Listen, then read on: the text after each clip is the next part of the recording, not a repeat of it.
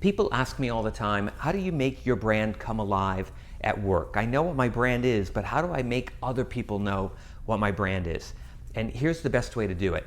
One of the places you probably spend a lot of time at work is in meetings. And not only are you in meetings, but other people that you're looking to influence and connect with. They're in meetings as well. So use meetings as a platform for building your brand. So what you want to do is dissect a meeting into all of its parts. Right? Writing the agenda, attending the kickoff of the meeting, contributing your piece, interacting with others when they're contributing their pieces to it, and so forth. And then think about what your brand is and how you can inject your brand into each of those different elements of meetings.